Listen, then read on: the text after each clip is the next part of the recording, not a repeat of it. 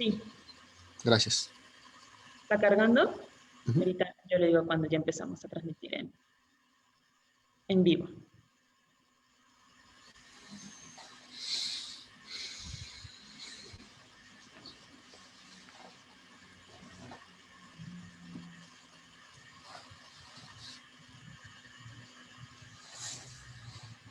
Muy buenos días. La Comisión de Derechos Humanos del Estado de Puebla y a nombre del doctor José Félix Cerezo Vélez, presidente de este organismo, les damos la más cordial bienvenida a esta videoconferencia denominada Salud y Derechos Humanos, la cual será impartida por el licenciado Juan Carlos Gómez Cardoso. El licenciado Juan Carlos Gómez Cardoso es egresado de la Facultad de Derecho de la Universidad Nacional Autónoma de México. Cuenta con una preespecialidad en Derecho Civil. Actualmente realiza la especialidad en Administración y Procuración de Justicia en la unidad de posgrado de la Facultad de Derecho de la Universidad Nacional Autónoma de México. Dentro del ámbito laboral, ha prestado sus servicios como abogado auxiliar en diversas notarías de la Ciudad de México. También ha colaborado en la defensa de los derechos de la infancia y en diversas consultorías. Se ha desempeñado como abogado postulante en diversas materias como derecho civil, mercantil, penal y amparo.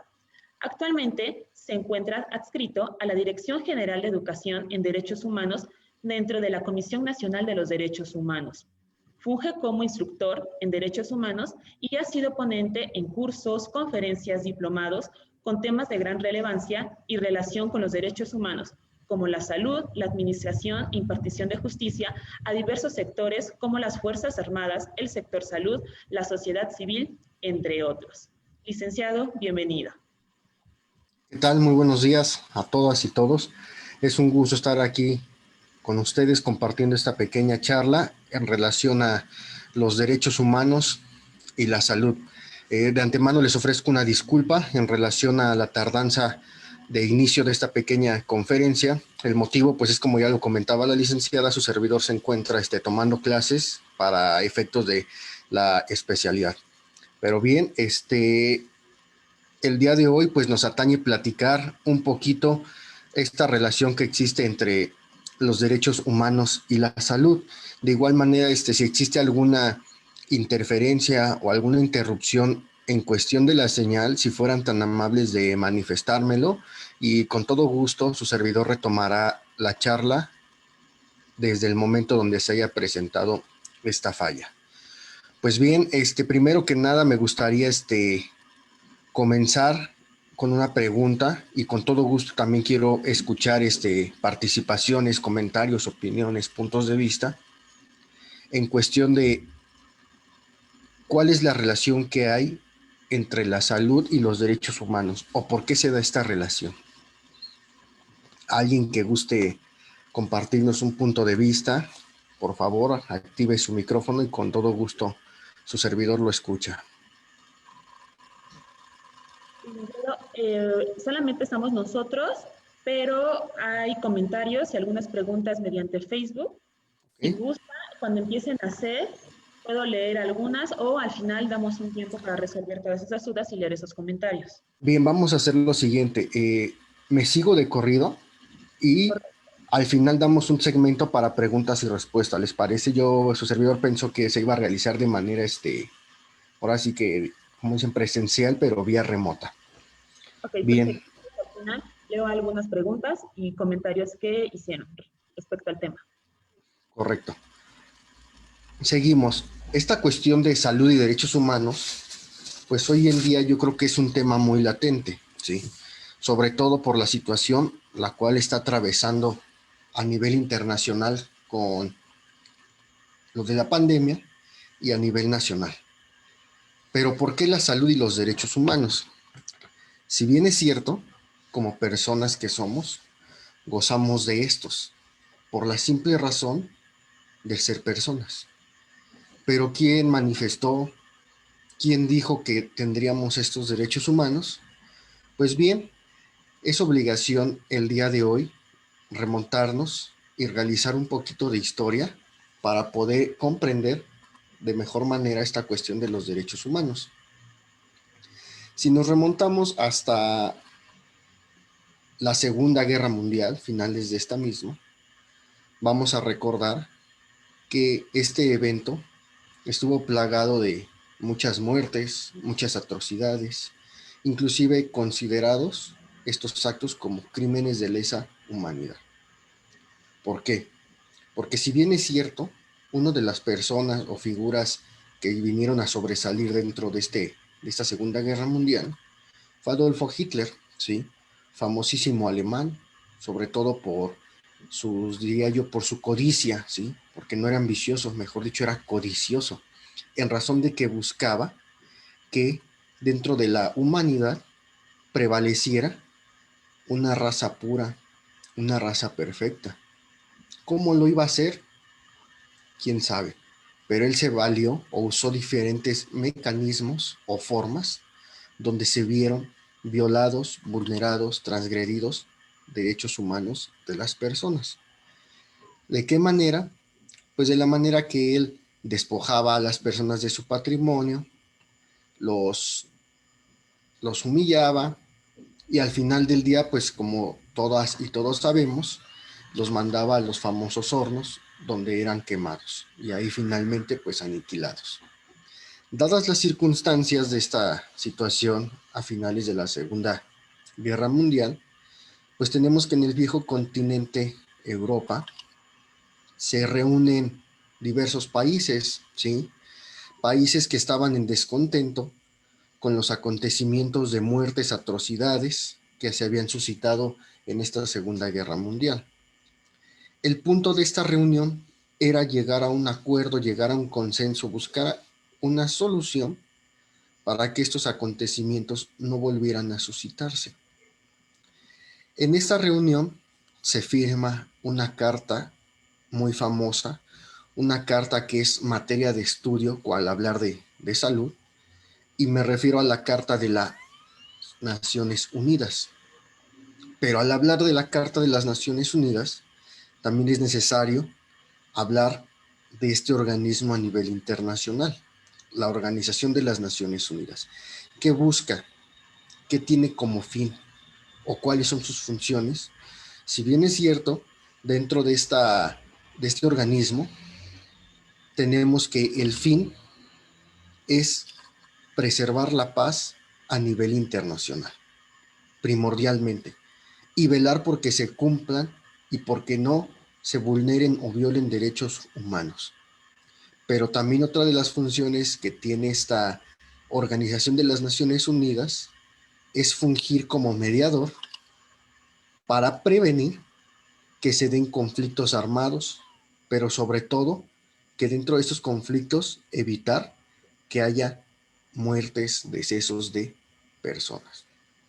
Y dentro de esta Organización de las Naciones Unidas también debemos de recordar que se constituyó el Sistema Universal de Protección a los Derechos Humanos. Y se preguntarán ustedes, ¿y qué es esto del Sistema Universal de Protección a los Derechos Humanos? Pues bien, debemos de entenderlo como el conjunto de normas procesales, pero también el conjunto de tratados, convenciones, protocolos, entre otras cosas, que tienden a proteger a los derechos humanos. A esto es lo que en términos concretos significa el sistema universal. Es un conjunto de normas y un conjunto de procedimientos encaminados a velar porque no se vulneren estos derechos humanos. Pues bien, de aquí partimos para que dentro del seno de este sistema universal se venga a constituir un instrumento que adquirió mucha fuerza, pero también adquirió mucho respaldo por parte de la ley una vez concluida esta Segunda Guerra Mundial. ¿Sí? Este instrumento muy famoso hoy en día o lo conocemos, mejor dicho, como la Declaración Universal de los Derechos Humanos. Hay quienes manifestarán que previo a este documento, a la elaboración, a la constitución de este documento, manifestarán que ya existían otros instrumentos que también velaban por los derechos fundamentales, ¿no? Tenemos por un lado el Código de Hammurabi, tenemos la Declaración del Hombre y del Ciudadano, totalmente de acuerdo. Pero en particular hoy quiero hablar de este documento llamado Declaración Universal de los Derechos Humanos, porque fue el documento que adquirió mayor respaldo y apoyo de la ley. ¿Y qué tiene o qué contiene estos derechos humanos? Esta Declaración Universal de los Derechos Humanos. Si bien es cierto, es el panorama de manera global donde están contenidos 30 derechos, ¿sí? Pero dentro de estos vamos a encontrar derechos civiles, políticos, económicos, sociales y culturales. Dentro de nuestro primer artículo regula que todas las personas nacemos libres e iguales en dignidad, en libertad y derechos. Y por otro lado también establece que debemos de comportarnos fraternalmente los unos con los otros. Un artículo que en términos de palabras es muy concreto, pero si nos ponemos a analizar los términos que contiene, son muy amplios, ¿sí? De entrada encontramos la parte de fraternal, el comportamiento fraterno, los unos con los otros.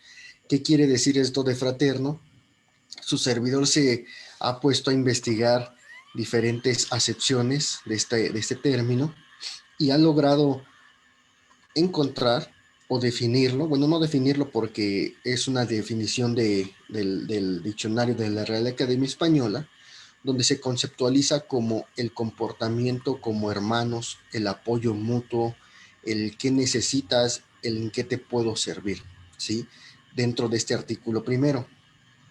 Otra de las palabras también sumamente importantes, pero sobre todo que es la base actualmente de lo que se puede referir a lo que buscan los derechos humanos o cuál es el objetivo de estos, es eso que hoy en día a lo mejor muchas personas o inclusive todas y todos lo tenemos en el olvido. Me refiero a este término llamado dignidad humana. Muchos podrán decir o podrán manifestar es una característica, es una cualidad, a lo mejor es un defecto, ¿sí? Muy respetables todos y cada uno de estos criterios, pero o mejor dicho, en términos de derechos humanos, la dignidad está considerada como el sustento de la personalidad, como el valor propio, como el respeto que merezco por ser persona, ¿sí? Es algo inherente a la personalidad humana. ¿Y qué quiere decir inherente? Que viene conmigo, que viene junto con pegado, que no me la pueden quitar, que no deberían de vulnerar, pero algunas veces sí se dan estas circunstancias. ¿En razón de qué? Pues puede ser en razón de un mal ejercicio, en razón de a lo mejor un desconocimiento de ciertos instrumentos. Esto es lo que en términos concretos cita el artículo primero de esta Declaración Universal de los Derechos Humanos. ¿Sale? Por otro lado, esto es a nivel internacional, ¿sí? Donde están regulados estos derechos humanos en este instrumento. Inclusive hay investigadores que manifiestan que esta Declaración Universal ha sido la pauta para que se puedan elaborar constituciones de otros estados, países y naciones. ¿En relación a qué? En relación a que es aquí donde están previstos todos los derechos civiles, políticos, económicos, sociales y culturales, y es donde se han tomado ideas, fragmentos, párrafos, para poder constituir otros instrumentos, pero ya de carácter interno, de acuerdo a cada país. Otra consideración muy importante que también debo compartirles el día de hoy es a dónde están regulados estos derechos humanos a nivel nacional.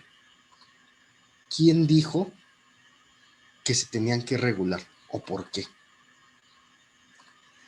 Si bien es cierto, primero considero pertinente definir a estos derechos humanos, ¿sí?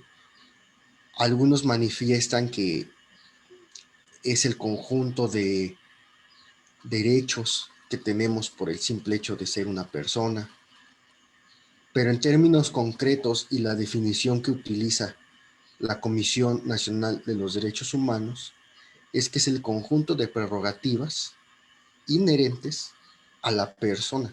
Paréntesis. Aquí volvemos a encontrar otra vez esta palabra de inherente. Y que en su conjunto todos estos derechos humanos buscan el desarrollo integral y pleno de la persona. Esto es lo que se podría conceptualizar como los derechos humanos, conjunto de prerrogativas inherentes a la persona. Es decir, por la simple naturaleza de ser persona, yo ya gozo de estos. Inequívocos, o mejor dicho, equivocados cuando manifiestan que hay quienes manifiestan que cuando cumplen la mayoría de edad, etcétera, etcétera. Mentira. Por el simple hecho de ser personas, gozamos de estos derechos humanos.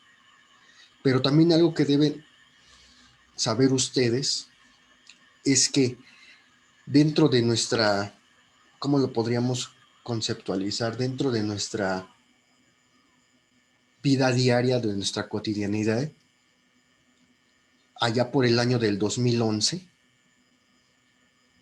primero que nada, se dio una reforma constitucional. No olvidemos que nuestra Constitución, Carta Magna o Ley Fundamental, es nuestra norma suprema de la cual van a emanar o de la cual emanan todas las demás leyes y reglamentos. Dentro de esta Constitución deben ustedes saber que hasta el año 2011, en el artículo primero, se citaba que todos los ciudadanos mexicanos gozarían de las garantías individuales previstas en esta Constitución. ¿Sí? Pues bien, en ese año del 2011 se tuvo que hacer una reforma. Y digo que se tuvo porque fue de carácter obligatorio. ¿En razón de qué?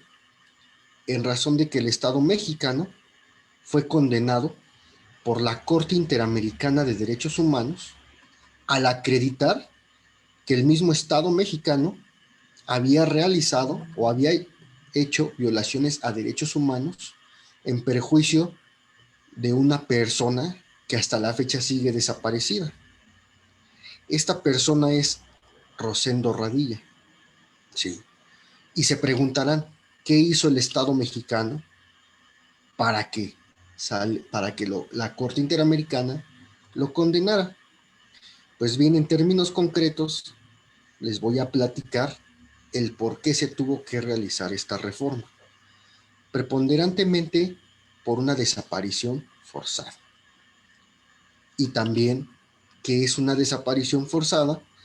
Pues es la figura tendiente a, válgame la redundancia, a desaparecer, a ocultar a alguna persona con la participación de servidores públicos.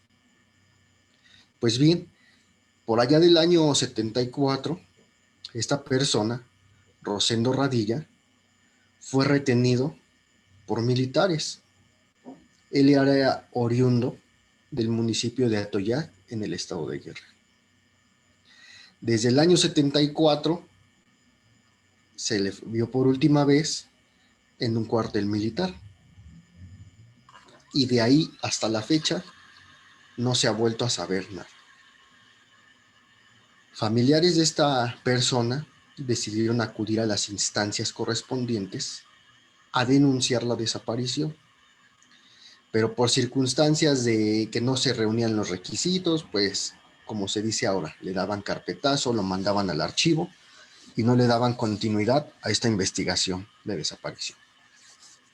No obstante, los familiares no satisfechos con las circunstancias que acontecía, decidieron agotar todas las instancias internas, ¿sí? Es decir, acudir al Ministerio Público Local, acudir al Ministerio Público Federal, en este caso, y en aquel entonces, la PGR, hoy Fiscalía General de la República, ¿sí? Pero al presentar la denuncia, las mismas autoridades se declaraban incompetentes en razón de que quienes habían participado en esta desaparición eran militares y no personas de la sociedad civil. Al declinar esta competencia, la carpeta de investigación fue turnada a un juzgado de justicia militar, donde se logró consignar a un general por el delito de privación ilegal de la libertad en razón de Rosendo Radilla. Cuando daba marcha a toda esta situación de Rosendo Radilla para bien, el general murió, que estaba consignado. Al fallecer, el juez que tuvo conocimiento de esta situación manifestó que se sobreseía el caso en razón de que no había a quien juzgar. Pues sí, pero ¿y dónde está Rosendo Radilla? ¿En qué momento lo van a aparecer? ¿O qué razón o qué respuesta se le tenía que dar a los familiares? Pues bien, ante estas circunstancias deben ustedes saber que los familiares de esta persona desaparecida decidió acudir a otras instancias internacionales. Aquí voy a hacer un paréntesis y voy a regresar un poquito al Sistema Universal de Protección de los Derechos Humanos. Dentro de este sistema universal tenemos tenemos como precedente que se constituyó la Declaración Universal de los Derechos Humanos, pero asimismo también se formaron o se constituyeron sistemas regionales. Tenemos el sistema regional africano, por un lado, pero el que me interesa que tratemos también el día de hoy, o que nos llevemos cómo está constituido, es el Sistema Interamericano de Derechos Humanos, al cual pertenecemos o pertenece nuestro país. Este sistema internacional, o mejor dicho, el sistema interamericano, está constituido por dos principales órganos, ¿sí? El primero es la Comisión Interamericana de Derechos Humanos y el segundo, la Corte Interamericana de Derechos Humanos.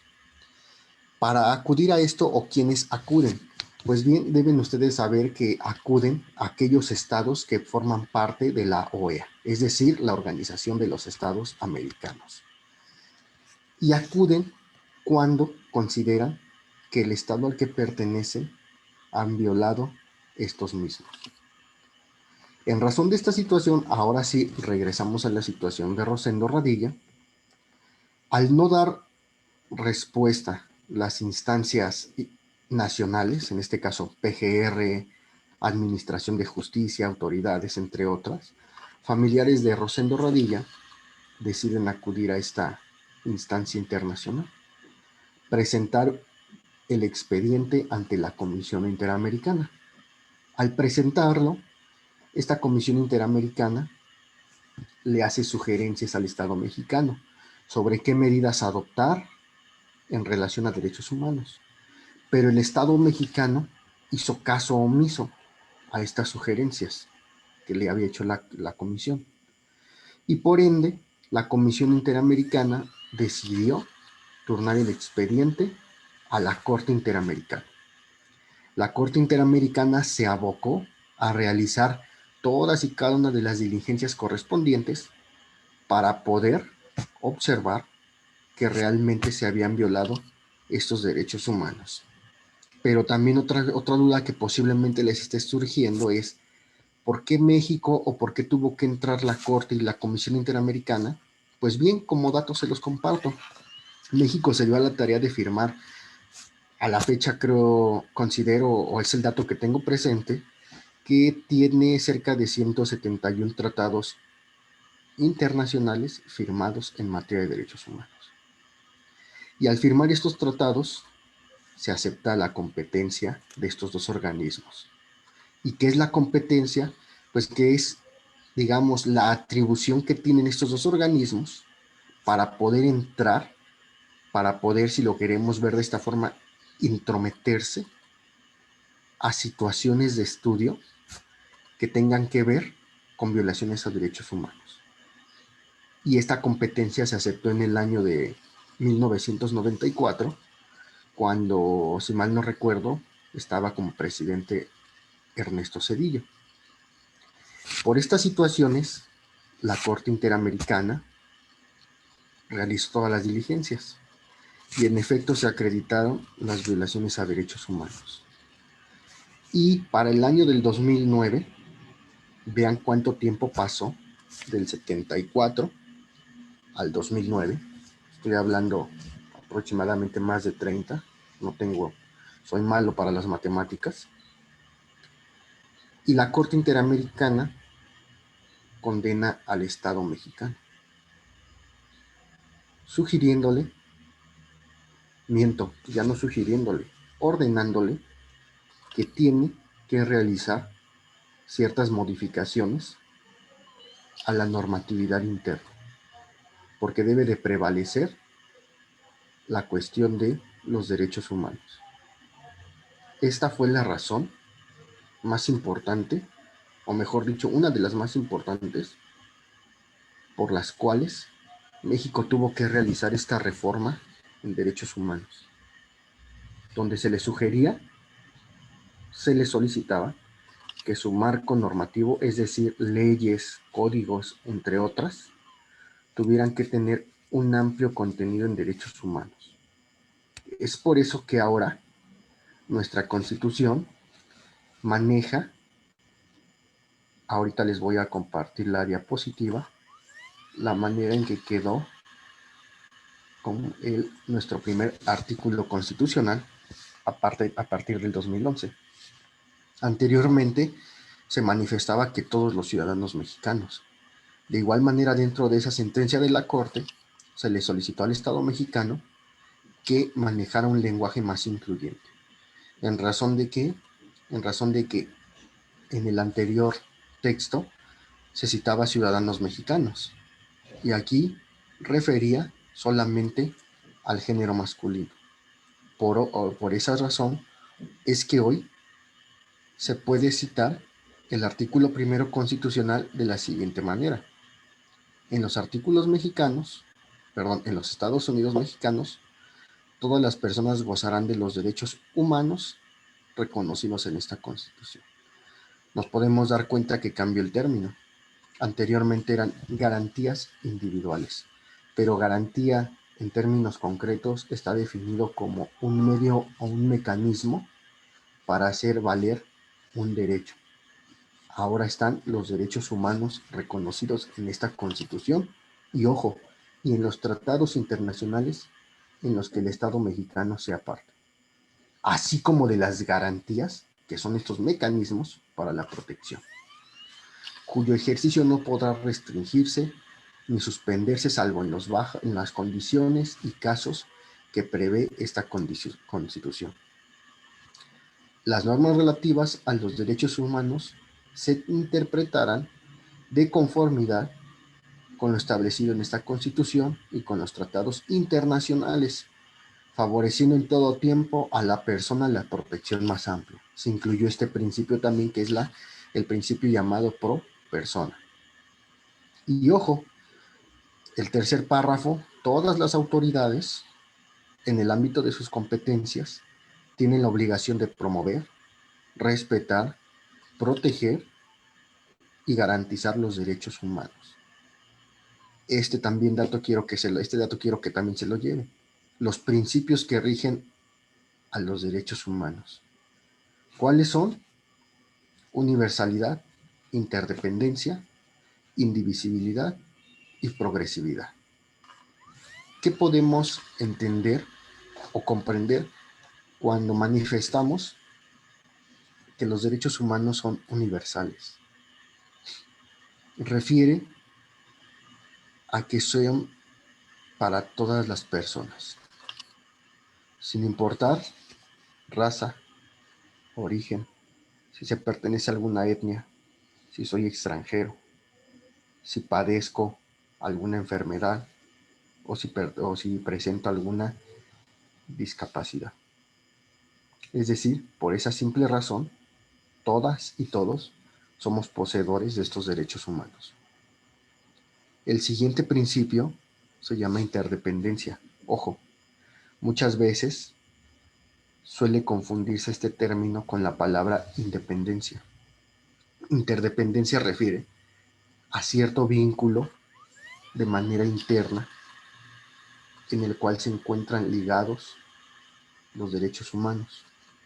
Es decir, cuando se encuentran en las hipótesis de presuntas violaciones a derechos humanos, no nada más es un derecho humano el que se viola, sino pueden ser diversos o inclusive todos.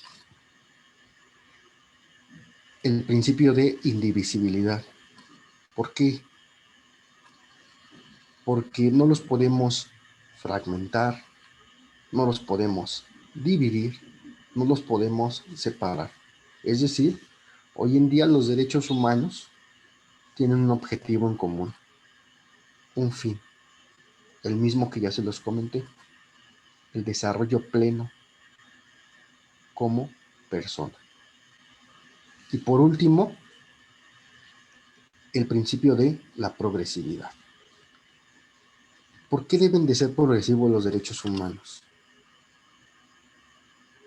¿O qué quiere decir este término de progresividad? La progresividad refiere a ese constante cambio, a esa constante evolución que deben de sufrir estos derechos humanos. Un ejemplo de esto es la sociedad de la cual formamos parte el día de hoy, no es la misma a la que estaba o a la cual pertenecieron o siguen perteneciendo en los años, no sé, me refiero a la sociedad de los años 90, 80. Es decir, ha ido evolucionando. ¿Sí? En razón de esto, es por eso que los derechos humanos deben de estar en constante progreso, en constante cambio, para que esto sea positivo y puedan sufragar las necesidades que se van generando día a día dentro de la sociedad de la cual formo parte. Pero también este principio de progresividad refiere a que deben de tener un respaldo, un apoyo, y ese respaldo es nuestra Constitución. Es por eso que ahí, de primer momento, están regulados, y por eso se tuvo que hacer esta reforma, porque si está previsto en la Constitución, deben de estar regulados, ya sea de manera expresa o implícita, en todos los demás códigos y leyes que rigen nuestro territorio nacional. Estos son los 4 principios que rigen a los derechos humanos. En consecuencia, el Estado deberá prevenir, investigar, sancionar y reparar las violaciones a los derechos humanos en los términos que establezca esta ley. Esta fue la razón, en términos concretos, de por qué se tuvo que realizar esta reforma dentro de nuestra Constitución. Una reforma es una modificación que se puede hacer en una ley o en una misma Constitución. Se le puede agregar o quitar. Eso es una reforma. Mejor dicho, en eso consiste una reforma, una modificación. Anteriormente no estaba regulado este término de investigar, respetar, proteger y garantizar. Hoy en día es así como está regulado nuestro primer artículo de nuestra Constitución. Ahora bien, dentro de esta sentencia se le condenó al Estado mexicano a que apareciera de inmediato o que presentara de inmediato a Rosendo Radilla. Hasta la fecha no se ha sabido nada de Rosendo Radilla, sigue sin aparecer. Entonces, vamos viendo que esta es la causa por la cual México fue condenado, porque violó derechos humanos, cometió desaparición forzada y en consecuencia de esto hoy se desconoce si sigue vivo o si es al contrario de esta persona. Es por eso que les tuve que platicar, ahondar un poquito más de esta cuestión de los derechos humanos. Ahora bien, por otro lado, aparte de los principios que rigen a los derechos humanos, también tenemos características de los derechos humanos. Muchos podríamos manifestar que los derechos humanos son inalienables, ¿sí? Que son imprescriptibles, que son intransferibles. Es decir, son propios de la persona. No los puedo, no me los pueden embargar, no los puedo dar a cambio de una contraprestación. Es decir, son inherentes a mí, ¿sí? Pero sí pueden ser violados. ¿Quiénes violan derechos humanos? En términos de la legislación local y nacional, servidores públicos en la omisión o en un mal desempeño de sus funciones. ¿Y quiénes son estos servidores públicos? Si bien es cierto el artículo 108 o 109 de nuestra Constitución reputa que se considera servidor público a toda persona que desempeñe un oficio, cargo o comisión mediante el cual el Estado pueda lograr sus fines. ¿Y cuáles son estos fines del Estado? Preservar la paz, velar por la salud, brindar digamos, administración y procuración de justicia, entre otros. Todos estos personas que violan derechos humanos son solamente servidores públicos. Bien. Ahora bien, yo les preguntaba en un inicio, ¿cuál es la relación que existe entre derechos humanos y salud? En términos concretos, ¿de qué se encarga la salud? De velar por un bienestar de la persona, de observar que esté bien de manera general. Para esto es importante también mencionar a otro organismo a nivel internacional en materia de salud y que también va muy adherido a la situación de los derechos humanos o que tiene que ver con este derecho humano hoy en día catalogado como salud. Esa es la relación, que la salud hoy en día es un derecho humano. ¿A qué institución o a qué entidad a nivel internacional me refiero? A la famosísima OMS, a la Organización Mundial de la Salud. ¿Y qué es esta Organización Mundial de la Salud?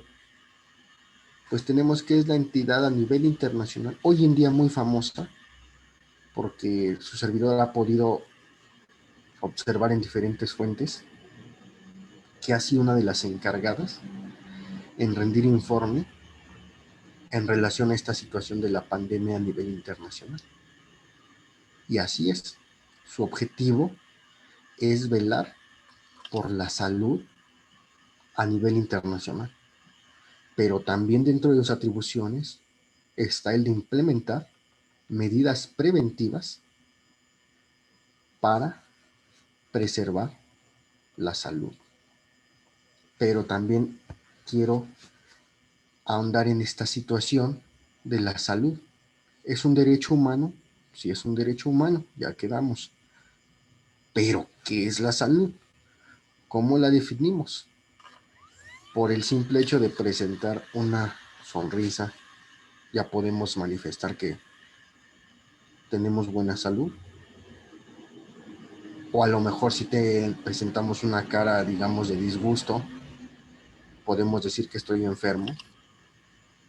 Pues no, tenemos diferentes acepciones de la salud, ¿no? Hoy su servidor les comparte esta, esta situación de la salud, pero antes que nada tenemos que recordar que el ser humano es una unidad biológica, psicológica, social y espiritual. Es decir, es la unión de un todo que va a necesitar, o mejor dicho, que debe sufragar ciertas necesidades. Tenemos que los derechos humanos contemplan al ser humano como una persona con necesidades integrales. ¿Y cuáles son estas necesidades? Pues bien, tenemos las biológicas, que se relacionan con el cuerpo, las psicológicas, en cuestión afectivas y emocionales, y las sociales, que van en relación con el medio que me rodea o con el medio en el cual yo estoy realizando mis actividades. Y las espirituales, relacionadas con el sentido de vida, de la libertad, de la autorrealización y para poder autotrascender. Estas son las necesidades de manera general que el ser humano ocupa para poder ir avanzando o progresando. Tenemos que el ser humano tiene derechos fundamentados en la dignidad de ser persona, cuyo sentido es favorecer el desarrollo y su perfeccionamiento. En consecuencia, esos derechos no pueden ser violados ni alienados. Al contrario, debemos de respetarlos, custodiarlos y ayudar a los demás en la medida de lo posible para su disfrute. Ojo, salud no solo es tener un cuerpo sano. Salud, por lo que su servidor ha investigado, va más allá. Es no solo la ausencia de alteraciones funcionales, de lesiones anatómicas y agentes nocivos, sino que hablar de salud implica existir con calidad. Y otra vez vuelvo a cuestionar, ¿qué es existir con calidad? Existir con calidad será contar con un buen empleo, un buen trabajo, solamente eso. Existir con calidad es un conjunto de 3 términos que incluye un todo. Y aquí su servidor se los refleja de la siguiente manera: familia, trabajo, amigos, y volvemos a la cuestión de la salud. Porque para poder desempeñarnos dentro de nuestras actividades cotidianas, lo que debemos de primero tener es salud, es decir, sentirnos bien, porque esto va a implicar o va a influir en el desarrollo de nuestras funciones, independientemente en el ámbito en el cual nos encontremos.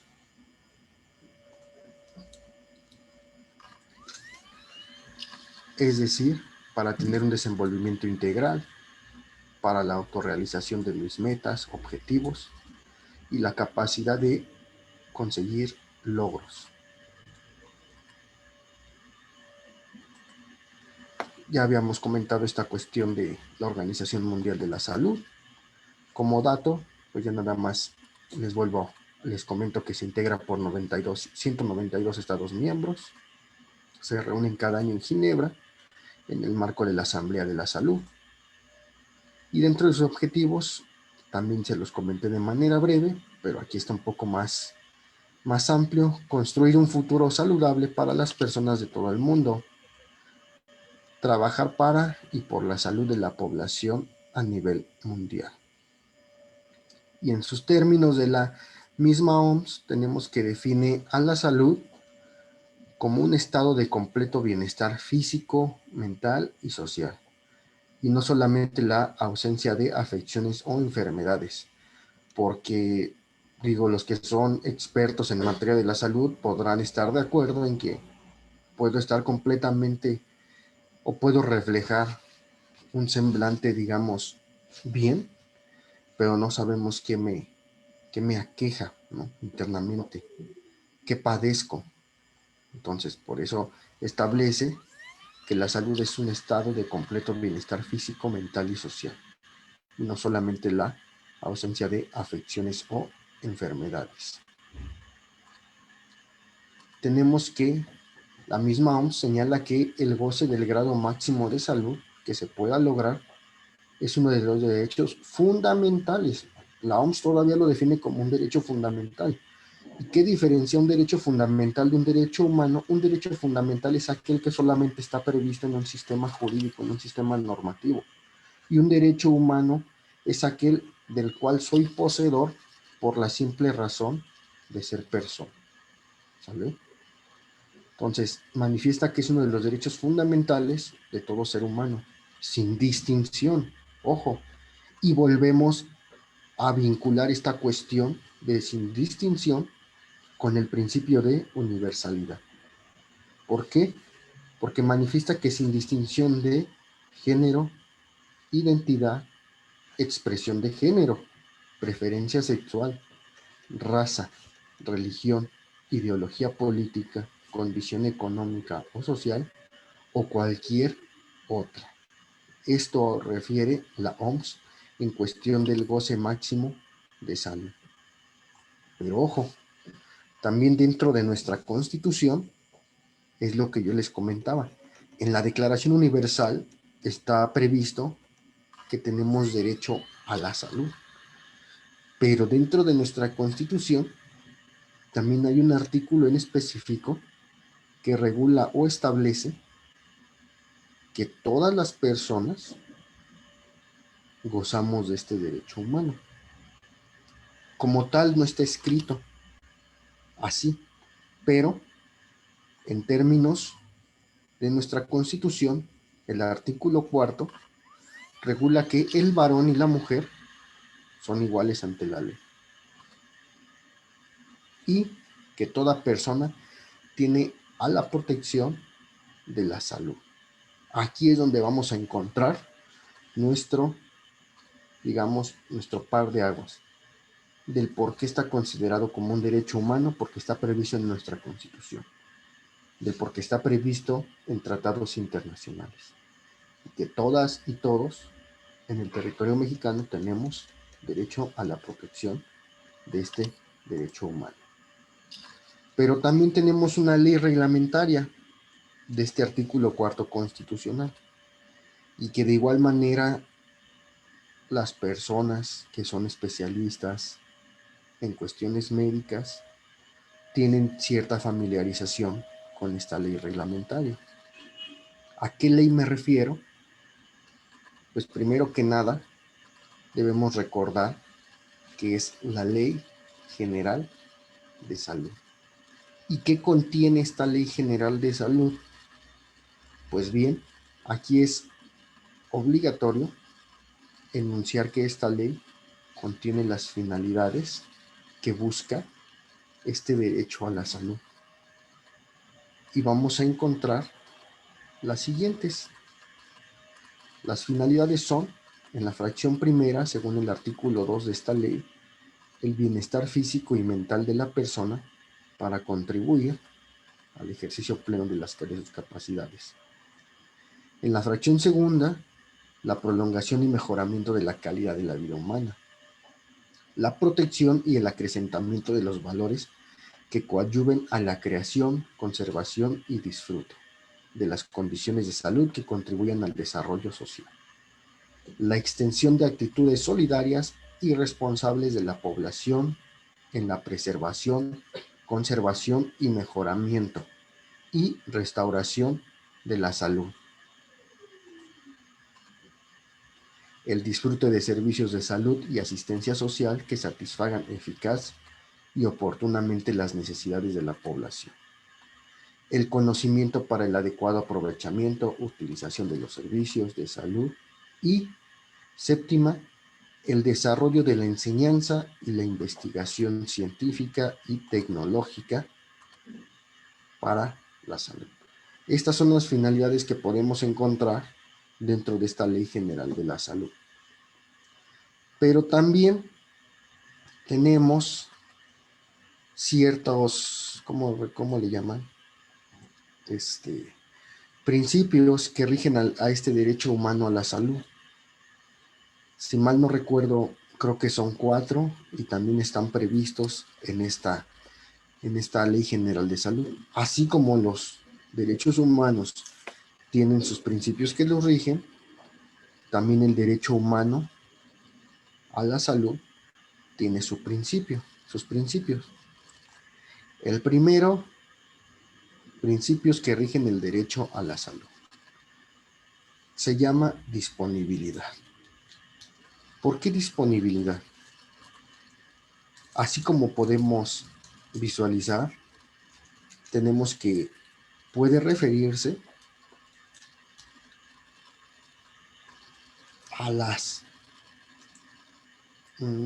instalaciones en cuestión de atención médica que deben existir cerca al domicilio donde habito y que no deben de estar pues muy distanciadas, ¿no? Al comentar este principio, me viene a la mente un caso, ¿sí? Un caso que fue sonado, tuvo como título Litigio Estratégico en Derechos Humanos. ¿Por qué litigio? Porque hubo en medio, o mejor dicho, se suscitó una controversia. Se los platico rápidamente. En el estado de Guerrero existe una comunidad indígena que se llama Mininuma, ¿sí? Esta comunidad indígena se encontraba ubicada a 14 kilómetros de distancia del municipio más cercano. Y en este municipio, ahí sí contaban con una clínica para atención médica. El detalle era que la clínica pues cerraba a las 2 de la tarde, repartían un número de fichas muy, muy pequeño, y pues la comunidad indígena a pie para trasladarse, pues o llegaba ya cuando iban a cerrar o ya no había servicio, o inclusive ya no alcanzaban ficha.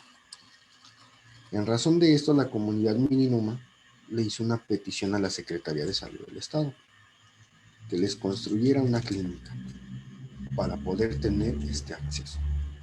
En razón de que la comunidad indígena estaba constituida, o mejor dicho, la habitaban más de 7,000 mujeres. ¿Sí?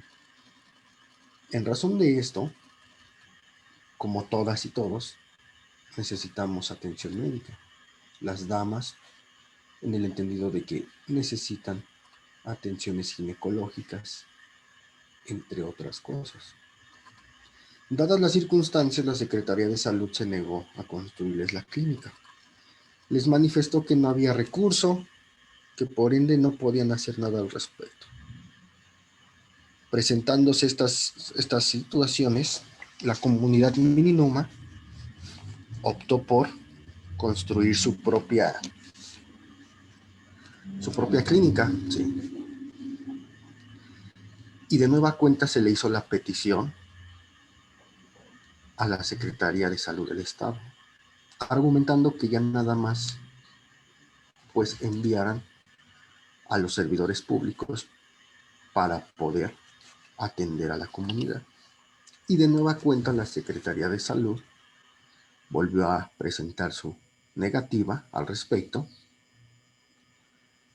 y en situaciones lamentables la comunidad indígena optó por promover un juicio de amparo.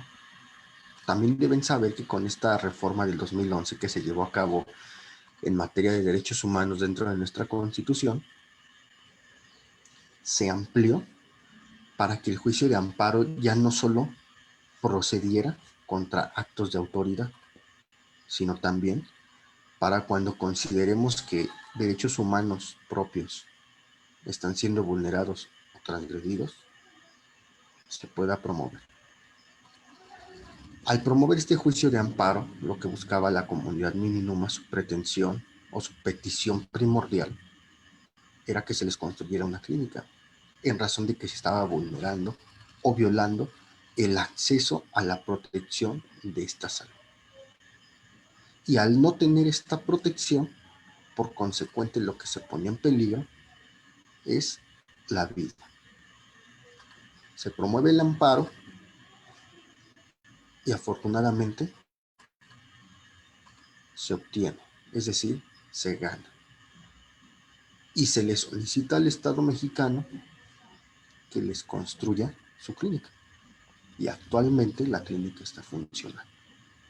Y con esto se da cumplimiento a este principio que rige al derecho a la salud llamado disponibilidad. Está muy interesante, para quien guste, lo pueden googlear y ahí aparece. Les repito el nombre, se llama Litigio Estratégico en Derechos Humanos. ¿Y por qué litigio? Porque se dio esta controversia en materia de derechos humanos. El siguiente principio que rige también al derecho a la salud se llama accesibilidad. ¿Por qué accesible? Válgame la redundancia, porque debemos de tener todos el acceso de primer momento, ¿no? Trátese de a lo mejor de alguna urgencia, de algo que se esté suscitando donde se ponga en peligro la vida. ¿Por qué? Porque el bien que se debe de proteger con el ejercicio de este derecho a la salud es la misma vida. El siguiente principio, aceptabilidad. Un ejemplo, pues otra vez lo que pasaba con esta comunidad indígena, que se les estaba negando esta situación. Y no es la única comunidad, en otras regiones de otros estados hay muchísimas comunidades indígenas que no tienen el acceso a este derecho humano, a la protección a la salud. También otra cuestión que se da mucho es en relación a las personas de la tercera edad, ya también consideradas un grupo vulnerable, ¿no? Muchas veces suele ya no darse la misma atención. A esto me viene a la mente un caso muy sonado en la Ciudad de México, donde una directora de un hospital no quiso brindar, me parece, si mal no recuerdo, fueron quimioterapias a una persona de la tercera edad, en razón de eso, de que ya estaba dentro de la tercera edad. Desafortunadamente alguien escuchó el comentario que hizo y la grabó. Y la directora de este hospital fue destituida por hacer este tipo de cosas, que inclusive puede caer en algo que llamamos o conocemos como la discriminación, es decir, hacer menos a alguien por ciertas circunstancias. La calidad en la atención médica, es decir, utilizar los instrumentos necesarios. Si son instrumentos, lo último que hay en tecnología, pues darles el uso. Al final del día están ahí para un fin, para el fin de diagnosticar alguna enfermedad, algún padecimiento o alguna otra anomalía que pudiera presentar pues alguna persona. Sí, estos son los 4 principios que rigen este derecho humano de protección a la salud: la disponibilidad, la accesibilidad, la aceptabilidad y la calidad. Tenemos que hablar de salud implica existir con calidad integral, bienestar psicológico, biológico, social y espiritual, que incluye un desenvolvimiento humano integral. Para su servidor y a título personal, esto sería, en resumidas palabras, lo que estábamos comentando anteriormente: existir con calidad, una vida digna, un bienestar dentro de todos los ámbitos que constituyen a esa unidad que hoy conocemos como persona. ¿De acuerdo? Ahora bien, dentro de esta situación de la salud, también debemos de recordar a qué tienen derecho los pacientes. Dentro de ellos y de la Ley General de Salud está regulado en su artículo 51 y 89 a una atención de calidad, adecuada, oportuna y, ojo, sin discriminación. Y no lo digo yo, lo cita también nuestra Constitución, que también fue parte de la reforma del 2011 y que a continuación les voy a leer el último párrafo que cita lo siguiente. Queda prohibida toda discriminación motivada por origen étnico o nacional, el género, la edad, las discapacidades, la condición social, las condiciones de salud, la religión, las opiniones, las preferencias sexuales, el estado civil o cualquier otra que atente contra la dignidad humana y tenga por objeto anular o menoscabar los derechos y libertades de las personas. Esto está en el cuarto párrafo de nuestra Constitución política. Y aquí lo volvemos a encontrar en la Ley General de la Salud. Es decir, no discriminar por algún padecimiento que puedan presentar las o los pacientes. Al final del día, soy servidor público. Al final del día, mi vocación es dar o prestar servicios en atención a la salud, pero sobre todo debo de tener presente y recordar las finalidades del derecho a la protección de la salud, del derecho humano de la salud, que son prolongar la vida, la calidad de esta, actuando conjuntamente con él o la paciente que estoy atendiendo o tratando. La atención médica debe ser otorgada por personal competente de acuerdo a las necesidades del estado de salud, todo esto con base en el artículo 51 de la misma ley en comento. Derecho a ser oportunamente referido cuando requiera de otro nivel de atención o de otra especialidad. También en este ámbito, muchísimas veces se presentan circunstancias que obstaculizan que las y los pacientes puedan recibir una atención o mejor dicho, otra opinión de un especialista según sea el caso, ¿no? También esto es materia de muchas quejas ante las comisiones tanto estatales como nacionales. ¿Por qué? Porque si no se refiere de manera oportuna, se puede estar atentando contra la salud, pero aún más grave, contra la vida. Entonces, como servidor o servidora pública que soy, pues mi deber es apegarme a mis funciones.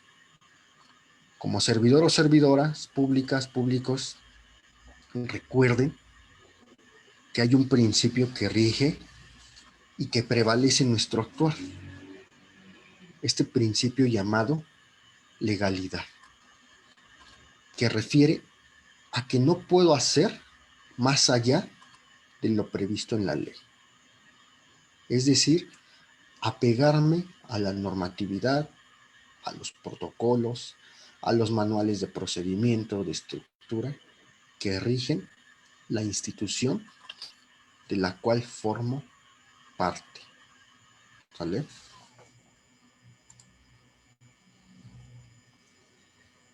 Derecho a ser, o mejor dicho, dar un trato digno y respetuoso a las y los pacientes. Algo muy importante, ¿no? Porque muchas veces en el ejercicio de nuestras funciones, digo, su servidor lo ha vivido, que compañeras, compañeros médicos en el desempeño, cuando están atendiendo a la persona o la están tratando, y esta ya al ser una persona, digamos, de la tercera edad, pues suelen ponerles o llamarlos como viejito, viejita, madrecita, ¿no? Que hasta cierto punto también puede ser catalogado como discriminación, porque ya lo estás, vamos, ya te estás refiriendo a él por una condición meramente de carácter natural que presenta. Lo idóneo es por su nombre o inclusive hasta por su apellido. Señora Pérez, señor Pérez, Juan, Lucrecia, es decir, utilizar el nombre con el cual podemos ubicar, o mejor dicho, el nombre con el que puede estar plasmado ahí en sus documentos. Muchas veces podemos pensar que lo hacemos por cariño, por cierta estima, pero lo idóneo es por el nombre de pila o por el apellido. A una información precisa, oportuna y veraz sobre su diagnóstico, pronóstico y tratamiento. Meramente también relacionado con el principio de calidad, ¿no? Posiblemente no sea, válgame la redundancia, dar o brindar una información en concreto, porque cada organismo, yo no soy médico, pero puedo comprender que cada organismo reacciona diferente, ¿sí? Pero por eso refiere a que el derecho humano a la protección de la salud debe de ser atendido con los instrumentos de calidad para poder dar posiblemente lo más acertado a algún diagnóstico y se pueda atender de manera temprana y que esto no derive, o la omisión de esto no derive o no concluya en algo irreparable, como puede ser pues la pérdida de la vida, la amputación de alguna extremidad.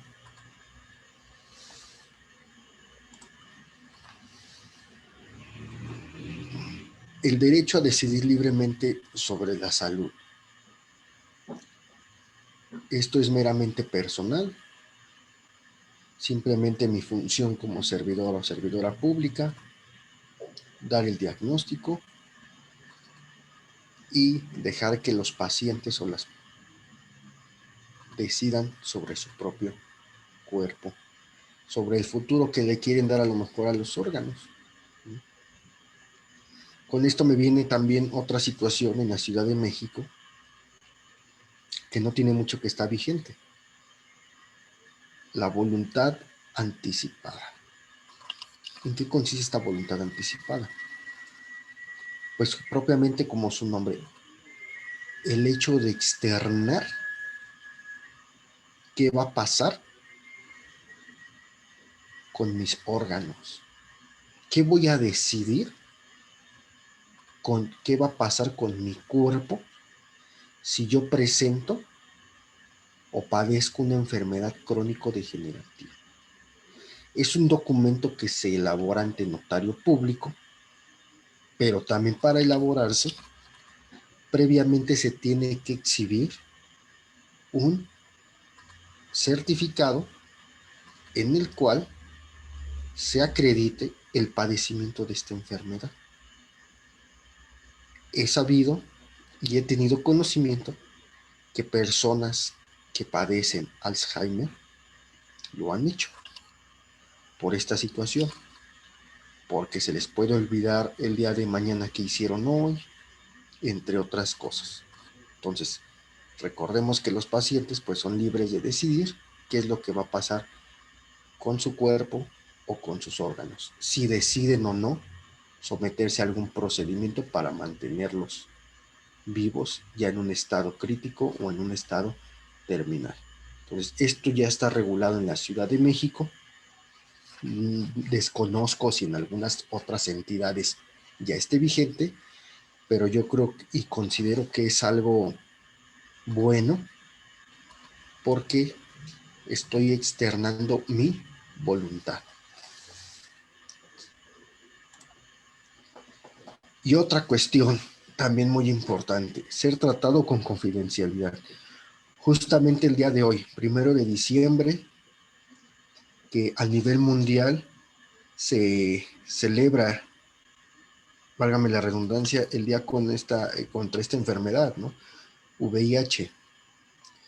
Muchas veces pasa que en las instituciones del sector salud, pues se dan situaciones donde personas que padecen de este virus, no sé cómo lo pueda llamar, la verdad yo no soy experto en materia de salud, pero son discriminadas.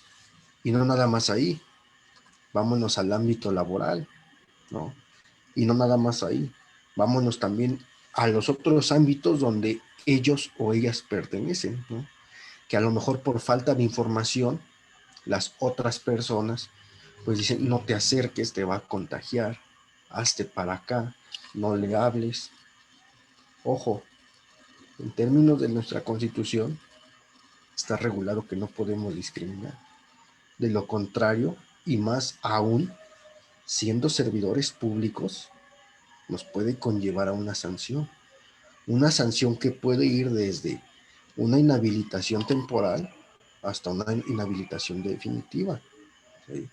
Entonces, por eso es muy importante ser tratado con confidencialidad cuando se tienen pacientes que presentan este padecimiento.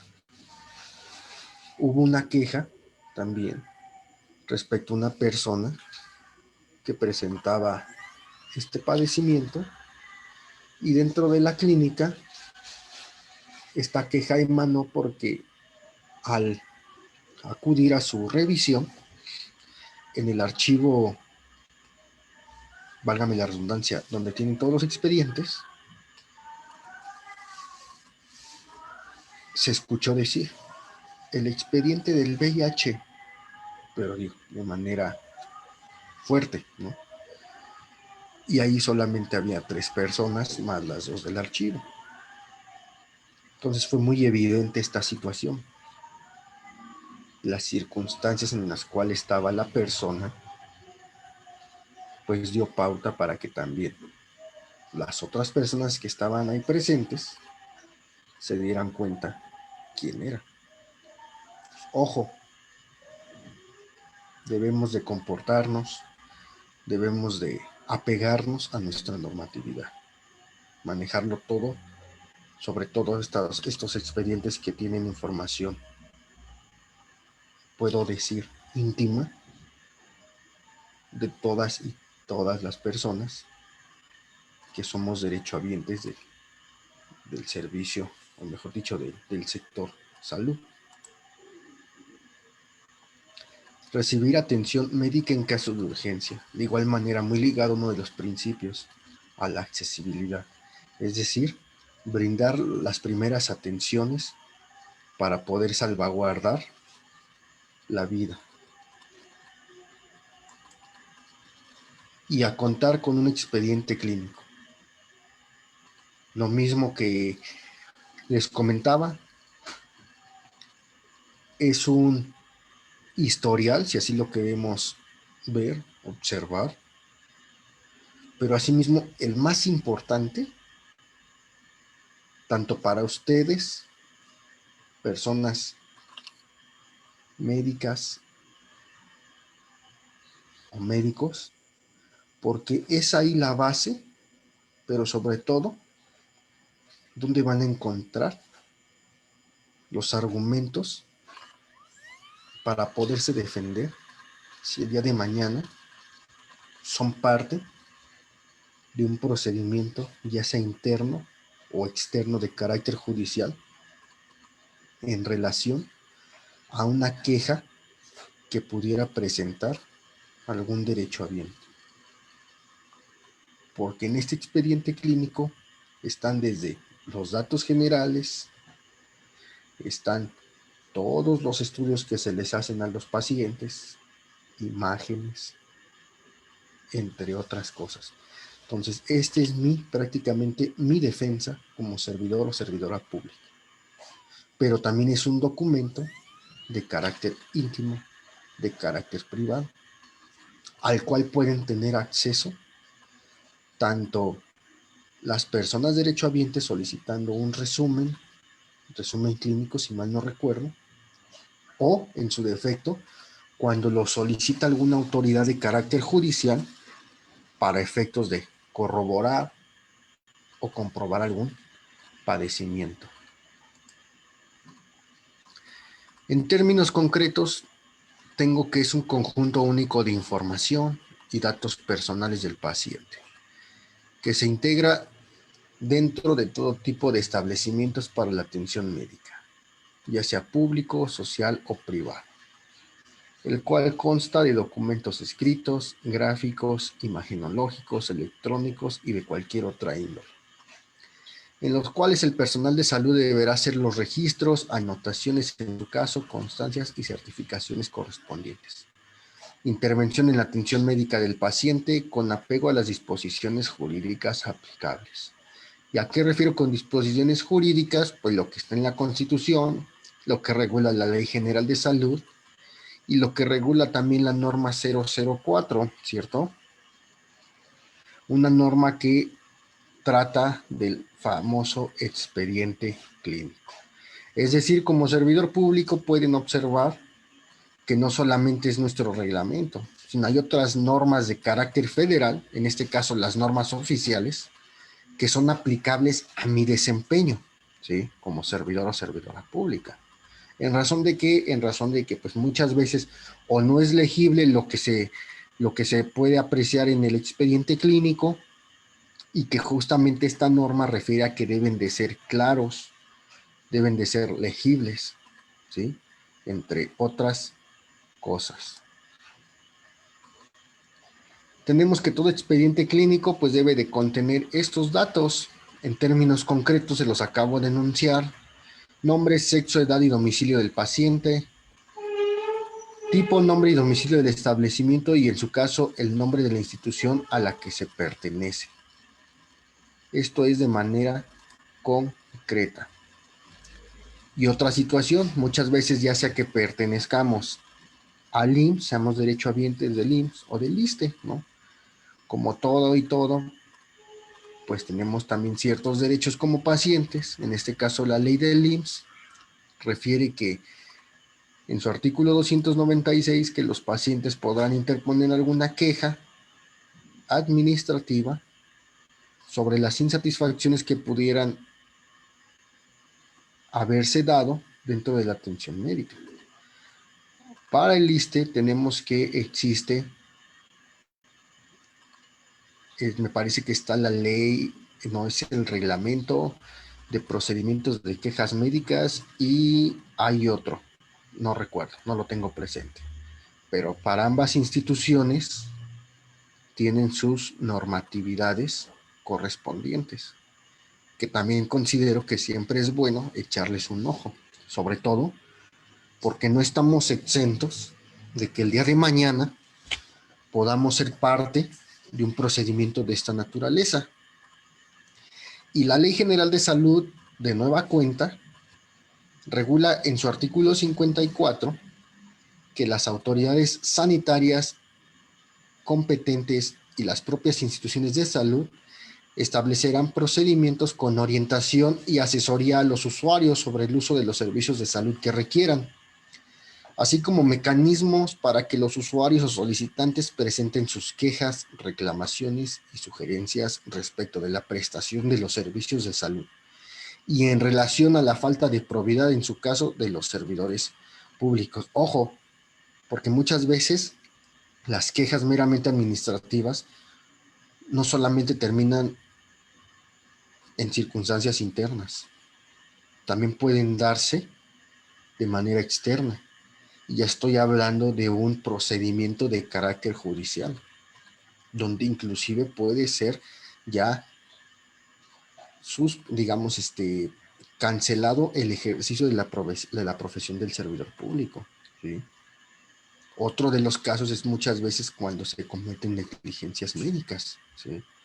Se puede presentar la queja ante la Comisión Estatal o la Comisión Nacional, según sea el caso, de Derechos Humanos, pero por otro lado también se puede iniciar una denuncia, ¿sí? Entonces, me gustaría que se llevaran esta información para que el día de mañana puedan darle una leída en relación hasta dónde puede concluir un procedimiento meramente administrativo, un procedimiento judicial, hasta dónde puedo o hasta dónde se puede ver afectado mi patrimonio por causarle una afectación, en este caso, a la institución de manera indirecta, en los términos de cuando la institución a la cual yo pertenezco tenga que realizar una reparación del daño a la persona afectada. Porque si bien es cierto, la institución indemniza, pero después yo a la institución tengo que reparar esa afectación que causé dentro de su haber. Entonces, muchas veces como servidoras o servidores públicos desconocemos estas situaciones.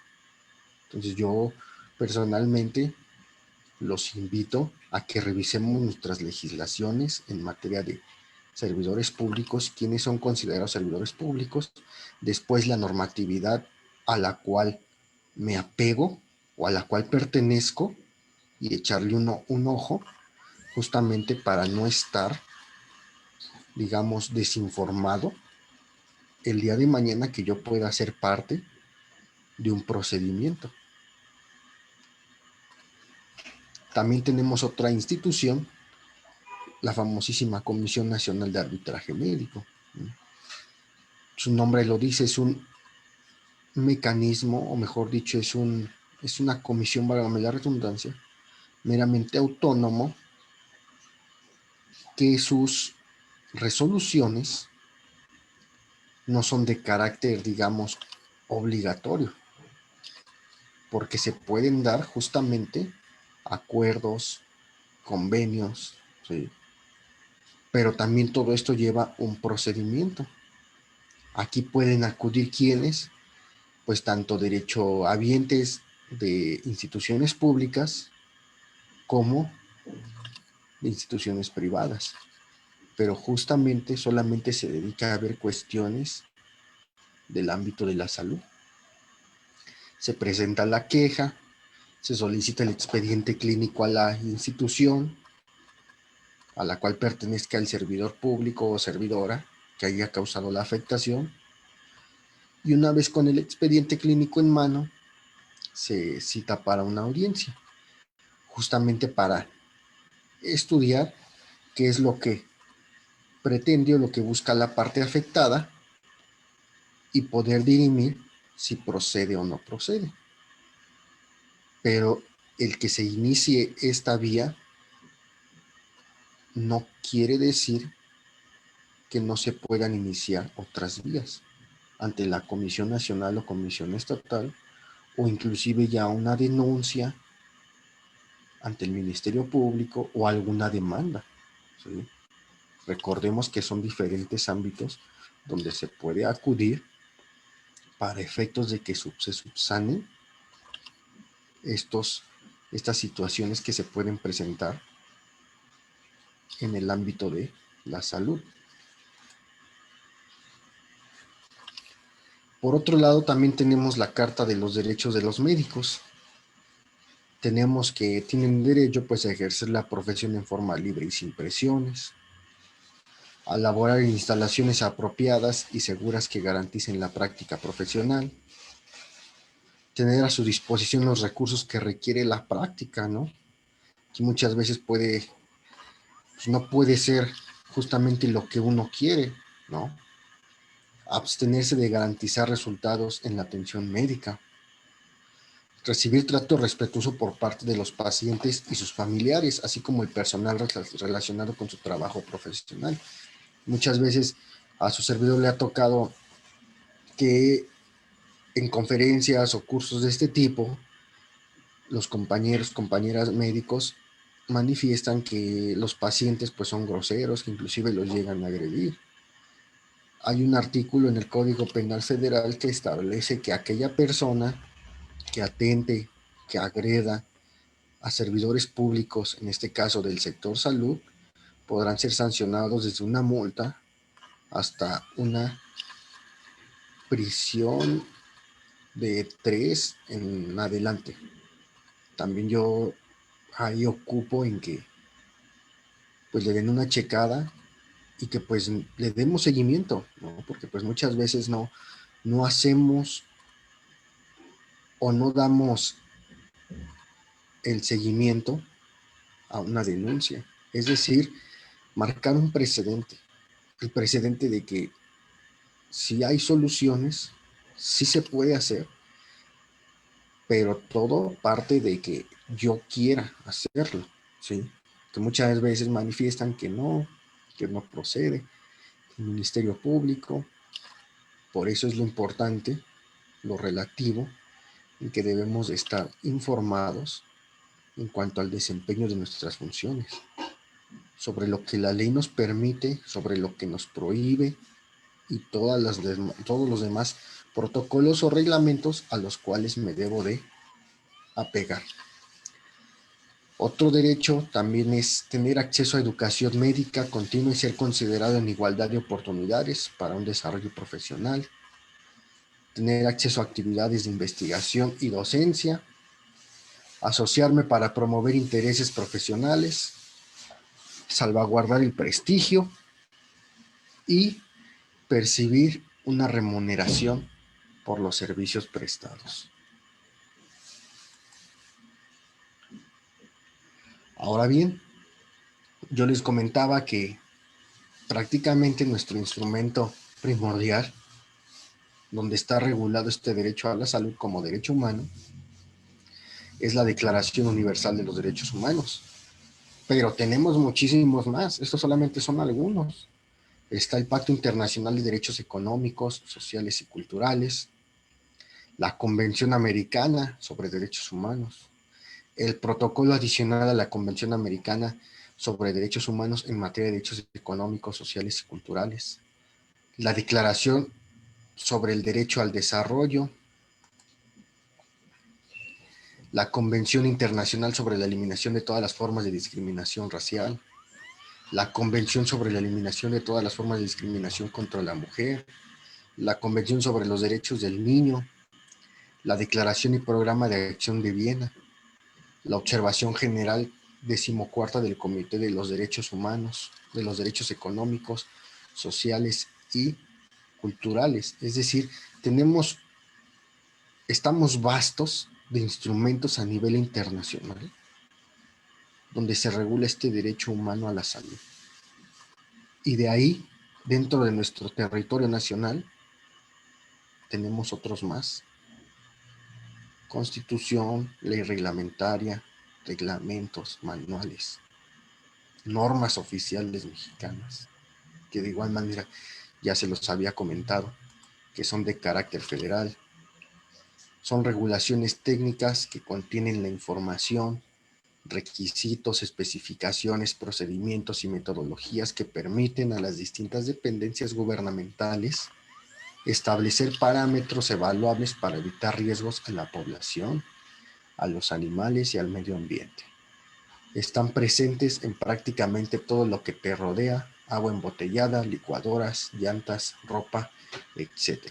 Es decir, son normas de carácter general y rigen, pues como lo acabamos de ver, en todos los ámbitos, desde que estamos consumiendo, desde que estamos portando, entre otras cosas. El derecho a la protección de la salud es un derecho humano exigible y esencial para el desarrollo armónico de cualquier sociedad. Licenciada, pues hasta aquí concluyo con esta pequeña charla en términos concretos. Por favor, si existe alguna pregunta, alguna inquietud, comentario de las o los participantes, estoy a la orden. Sí, licenciado. Muchísimas gracias. Muchas felicidades por el tema. Y tenemos algunas preguntas. Sí. Y nos pregunta Axel Guzmán. Entonces, si están regulados y reconocidos los derechos de los ciudadanos, ¿por qué tanta irregularidad en los mismos? ¿Por qué tanto? Pero que sea más específica su pregunta, no sé a qué refieren. ¿Irregularidad en dónde? Ok, bueno, es lo único. que nos comenta. Y tenemos otra pregunta que dice, ¿qué acciones prácticas lleva a cabo la CNDH para que se apliquen los derechos y no solo queden en la teoría? Bien, pues aquí debemos también de recordar que la CNDH es un organismo autónomo que aparte de emitir recomendaciones, también promueve este tipo de conferencias y capacitaciones. Pero lo que primordialmente realiza la CNDH es, válgame la redundancia, no quiero sonar reiterativo, pero es emitir las recomendaciones donde se han violado derechos humanos y que por ende han terminado en una recomendación. ¿Y qué incluye esta recomendación? Incluye recomendar a la institución para que repare el daño que ha cometido, que puede ser de manera pecuniaria, que puede ser de capacitación hacia el personal, justamente en el tema donde se hayan violado derechos humanos. Pueden entrar a la página de la CNDH y en el apartado de recomendaciones pueden encontrar un sinfín de estas y pueden leerlas. Y al final van a encontrar cómo resuelve la CNDH, qué se le sugiere a la autoridad que implemente, que haga o que brinde. Entonces, prácticamente es checar una recomendación para empaparnos un poquito más dentro de las competencias de lo que realiza CNDH. ¿Alguna otra? Sí, licenciado. Tenemos otra pregunta que nos hace Carlos Iván López Luna y dice, ¿por qué el margen de apreciación nacional tiene tanta injerencia en el cumplimiento de las sentencias dictadas por la Corte Interamericana de Derechos Humanos? ¿Por qué tiene tanta injerencia? ¿Me la podría repetir, por favor? Claro, dice, ¿por qué el margen de apreciación nacional tiene tanta injerencia en el cumplimiento de las sentencias dictadas por la Corte Interamericana de Derechos Humanos? Okay. Porque el Estado mexicano forma parte de la Organización de los Estados Americanos y el Estado mexicano aceptó la competencia de este sistema interamericano y al emitir la Corte una sentencia que es un mandato judicial no tiene otra opción más que cumplir lo que estableció o a lo que fue condenado el Estado mexicano. Dentro de ellas fue esta reforma a la Constitución que se ha cumplido parcialmente porque aún no se presenta todavía a esta persona, Rosendo Radilla, como lo ordenó la Corte.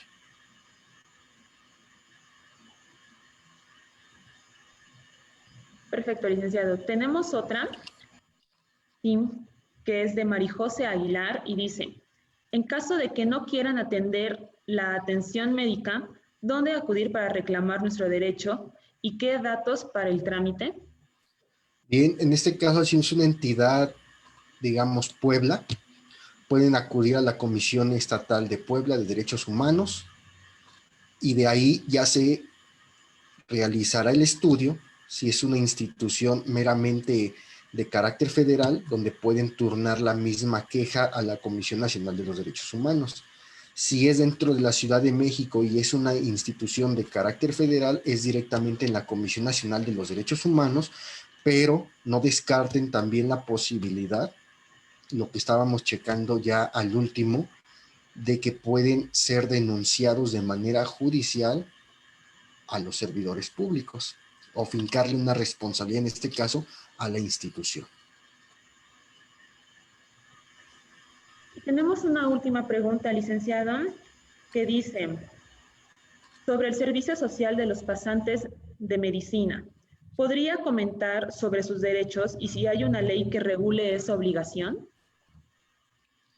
Sobre los derechos de los pasantes, la verdad no tengo dato. Yo le sugeriría que se remitiera a los manuales de cada institución, sea INSTE o alguna institución privada, justamente para efecto de checar cómo está estructurada de manera interna, pues cada institución, porque ahí sí no tengo el dato presente en cuestión de los pasantes.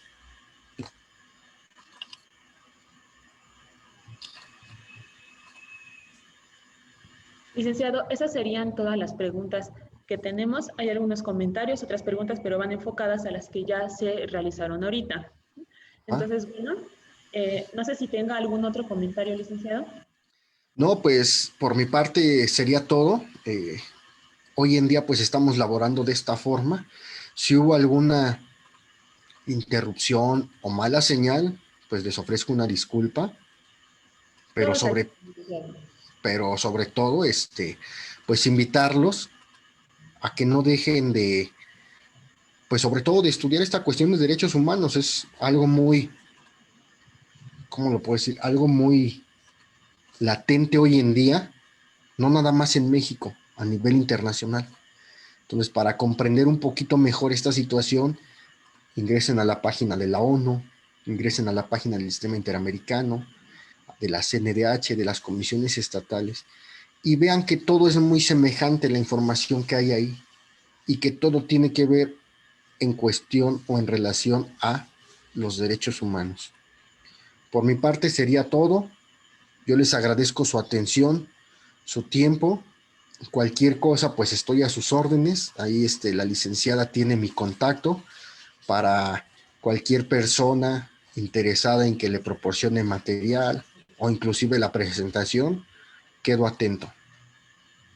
Licenciado Juan Carlos, pues a nombre de la Comisión de Derechos Humanos del Estado de Puebla y a nombre de nuestro presidente, el doctor José Félix Cerezo Vélez, le damos las gracias por esta excelente ponencia, ¿sí? Y le recordamos al auditorio que pueden seguir nuestras transmisiones de estas conferencias e inscribirse en nuestra página oficial, que es www.cdhpuebla.org.mx. Licenciado, pues reitero el agradecimiento, muchas felicidades y buenas tardes para todas y todos. Es un gusto, que tengan bonita tarde. Hasta luego. Hasta luego, buen día. Igualmente.